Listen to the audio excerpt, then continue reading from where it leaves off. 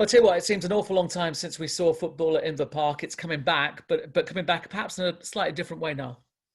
Yes, James, at last it's back. I think it's the moment that all our fans have been waiting for. I suppose the challenge now is that we demonstrate that we can safely manage the capacity that we've been given. And obviously, I suppose the match day experience won't just be quite what it was before COVID. But listen, it's a step in the right direction. And I think it's the process that we've all now got to go through in terms of learning what the new match day looks like and what it entails for us as a club and our stewards and our volunteers and also the spectators as well. We all want football to be back. We want football to be back with fans. But how much hard work has gone into this Saturday and this friendly?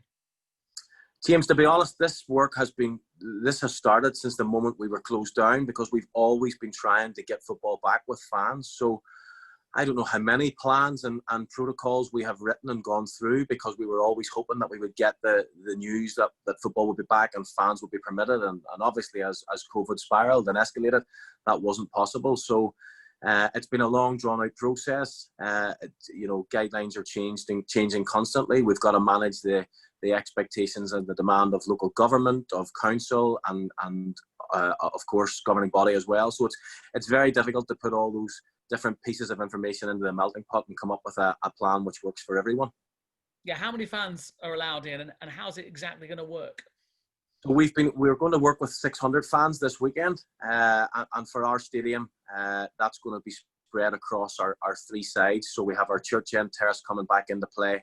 We'll have the upgraded Mackay stand and then the main stand seating and terrace areas as well. So 600 when you spread it out across three sides is not the intense atmosphere that we had just before lockdown, but look at 600 fans more than we had a number of weeks ago, and we're excited to get 600 fans in the door.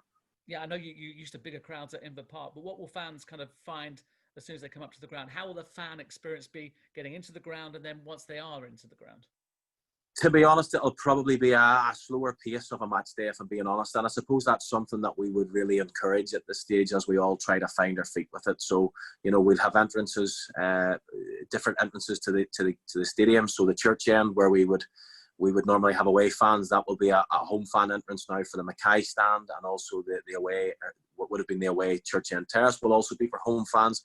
So they will both be accessible by home fans. And obviously, you'll have the usual checkpoints there where we'll be checking tickets, we will be checking temperatures, and we'll have multiple sanitising stations as well as fans enter. I suppose what people are starting to get used to in everyday life, going in and out of shops and things like that. When you come up to what would have been traditionally the home end here up at the main stand, it'll be the same. We'll be scanning tickets at the main gate coming in. There'll be temperature check stations, sanitising stations, and then obviously, we have allocated seating blocks now in our stadium, which we've never done before and we've never really had to do before. But with those blocks then will come time intervals in which we'll ask each block to turn up so that we can minimise the large gatherings of crowd as much as possible. We can spread our crowd across the half an hour, the 1 hour before the game. And we'll have specific turnstile entrances that we will ask supporters to go to based on where their ticket is located in the stadium. I think it's easier to kind of police seating areas perhaps than it is terracing. How much more difficult is it keeping people apart and what you're doing on the terracing? It is, because naturally football fans are excitable and they're passionate, and we don't want that to change. But obviously we'll have to increase our number of stewards and volunteers in those areas to try and maintain a 2 metre social distance as much as possible. It's very difficult to draw X's on a terrace and ask people to stand in X's. I think that's unrealistic. I think what we just have to do is try and enforce the sort of calmer match day experience, if you like, for now until we get familiar with this, and we have to be mindful of our distances at all time. People will be permitted to stand in groups. People will be permitted to stand or sit in up to groups of 6 people, provided they're within a bubble of 2 households. So that's going to be difficult to police as well, and you're going to have to rely on people to adhere to that and trust people to adhere to those guidelines. And if everybody can do that, then it all works. It all works positively. That us as a club can demonstrate that we can manage 600 people safely, and then we can push on to try and increase that capacity going forward. It's more than just a football match. I mean, Inver Park offers other facilities in terms of food and drink. Are they on pause, or can you run something in terms of that as well?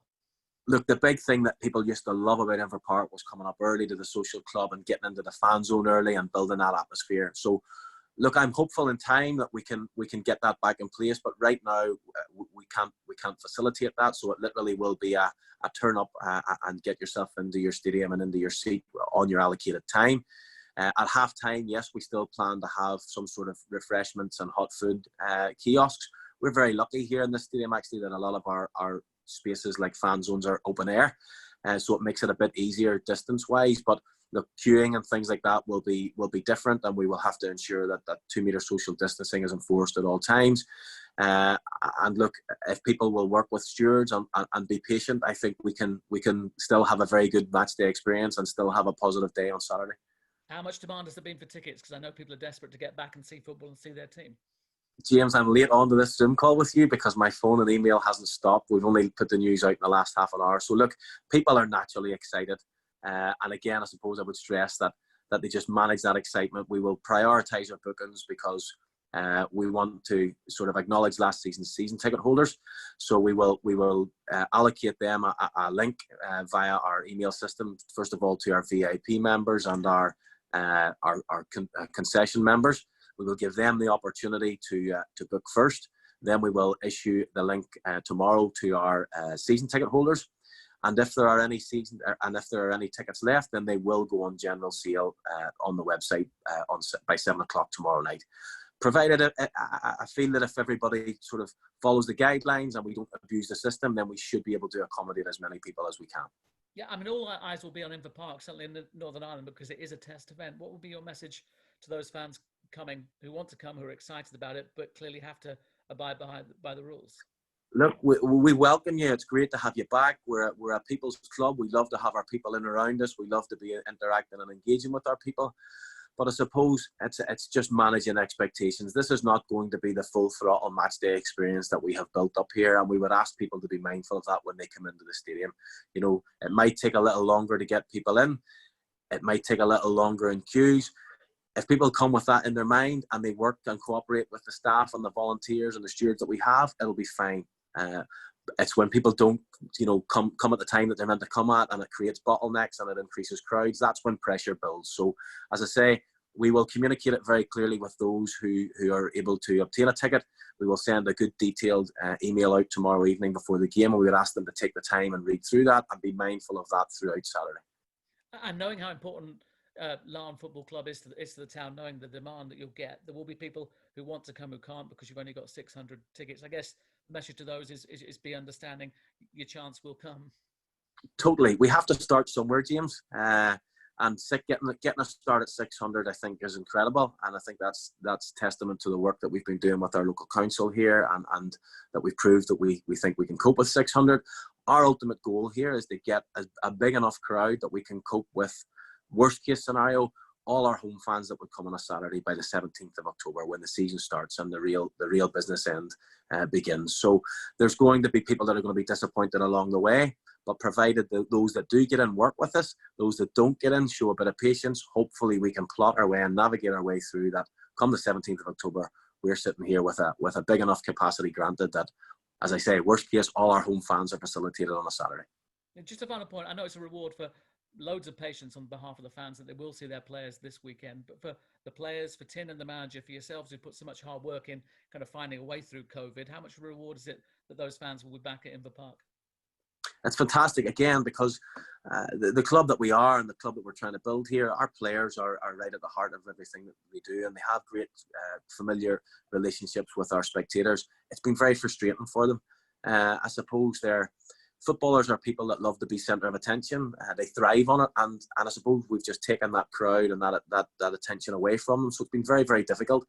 It's been very difficult to manage the training within the guidelines of furlough and things like that. It's just nice that I suppose they can let off a bit of steam and go out and play some competitive football, if you like, and put what they've been doing behind closed doors on their own over lockdown and I suppose now over the last few weeks in training into practice, get out and play some competitive football. Top stuff.